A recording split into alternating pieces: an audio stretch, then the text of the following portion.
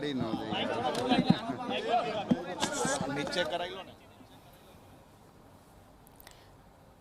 તો સુરતમાં જે રીતે આ બેઠક મળી, મુખ્યમંત્રી ખુદ ત્યાં આવ્યા અને સ્થિતિની સમીક્ષા કરી। આ બેઠક હાલમાં પૂર્ણ થઈ છે। સીધા દ્રશ્યો મેયરને સ્પષ્ટ આદેશ આપી દેવામાં આવ્યા છે અને આગામી દિવસ દરમિયાન પણ સુરતમાં જે પ્રકારની સ્થિતિ છે અને આ સ્થિતિને પહોંચી વળવા માટે આદેશ અને આ સાથે કામગીરી કરવામાં આવશે। દક્ષિણ ગુજરાતમાં ભારે મેઘ પ્રકોપની આ પરિસ્થિતિ અને ત્યારબાદ સ્થિતિની સમીક્ષા કરવા માટે શ્રી ભૂપેન્દ્રભાઈ પટેલ સાહેબ દ્વારા આજે તમે લોકો નીચે રાખને એક રહો, તમે લોકો સમજતો ને શાંતિ રાખ, ધીરે બોલ જરા।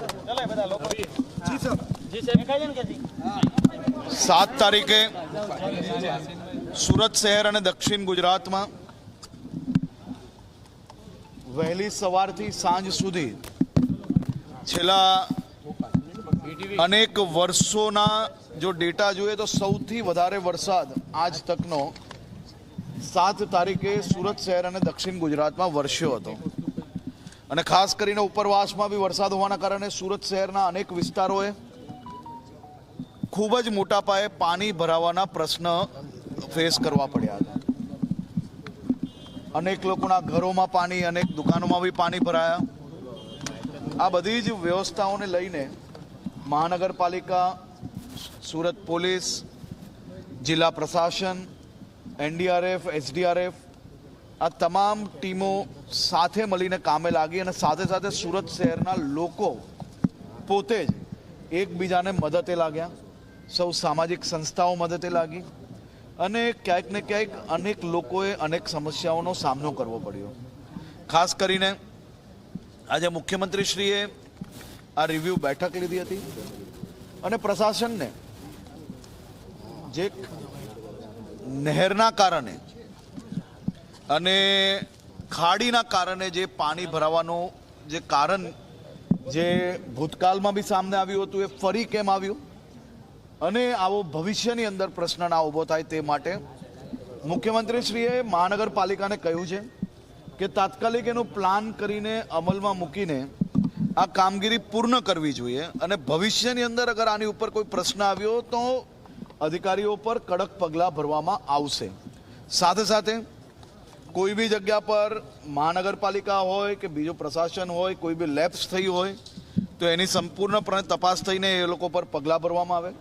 કોઈ બી રોડ, બીજા કોઈ બી કામગીરી જેની અંદર નવા કામગીરી થઈ હોય અને જે તૂટ્યા હોય અને એ કામગીરીની અંદર જો કોઈ બી વીકનેસ હોય તો એની ઉપર બી પગલાં બી ભરવામાં આવે ને જરૂર લાગે તો ફોજદારી પગલાં બી ભરવામાં આવે, તેની બી સૂચના સૌ અધિકારીઓને આપવામાં આવી છે।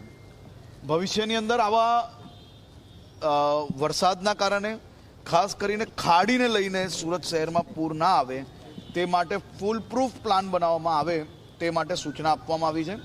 500 કરોડ રૂપિયાનું આજે એમને ખાસ કરીને ખાડી માટે 500 કરોડ રૂપિયા ખાડી આખી જેને રીડેવલપમેન્ટ કરવાની છે, ઊંડાણ કરવાનું છે, આસપાસમાં જો કોઈ ઇલીગલ એન્ક્રોચમેન્ટ હોય તો એને નિકાલવામાં આવે તે માટે બી સૂચના આપવામાં આવી છે।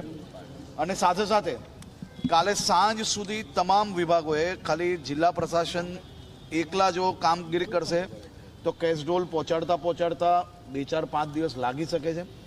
તેથી આજે સૂચના આપવામાં આવી છે કે બધા જ વિભાગો સાથે મળીને કામગીરી કરે અને કાલ સાંજ સુધી કેસડોલ આપવામાં આવે। ઘર વખરી બી તમામ લોકોને પહોંચી જાય તે માટેની બી વ્યવસ્થા કરવામાં આવે।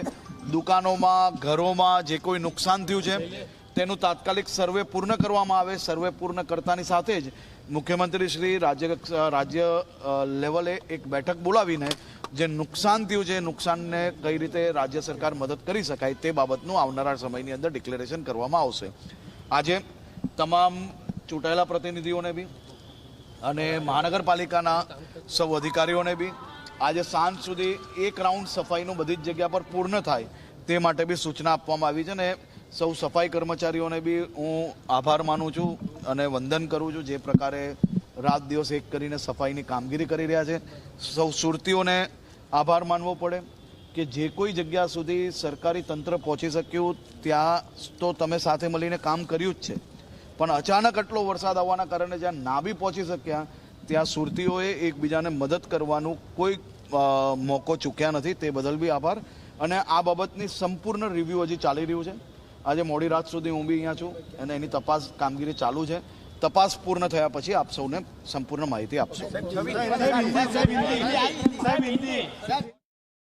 તો નાયબ મુખ્યમંત્રી હર્ષ સંઘવી કે જેમના દ્વારા પણ નિવેદન આપવામાં આવ્યું. રિવ્યુની આ બેઠક પૂર્ણ થઈ અને ત્યારબાદ તેમણે પણ કહ્યું કે સુરતમાં 7 તારીખ એવી હતી કે જ્યાં અત્યાર સુધીનો સૌથી વધુ વરસાદ નોંધાયો હતો. દર વખતે સુરતમાં જે પ્રકારની પરિસ્થિતિ હોય છે ત્યારે આગામી વર્ષો દરમિયાન હવે ખાડીના કારણે સુરતમાં પૂર ન આવે તેના માટે પણ ફૂલ પ્રૂફ પ્લાનિંગ પહેલેથી જ કરવામાં આવશે. મુખ્યમંત્રી દ્વારા પણ આ બેઠક કરવામાં આવી. તમામ જે તાકીદ અધિકારીઓ છે પરિસ્થિતિને લઈને તેમણે પણ તમામ અધિકારીઓને કહ્યું છે આ સાથે પગલાં લેવામાં આવે, ફોજદારી પગલાં પણ લેવાઈ શકે છે આ વરસાદી કામગીરીના કારણે. આ તમામ બાબતો નાયબ મુખ્યમંત્રી હર્ષ સંઘવી દ્વારા કહેવામાં આવી.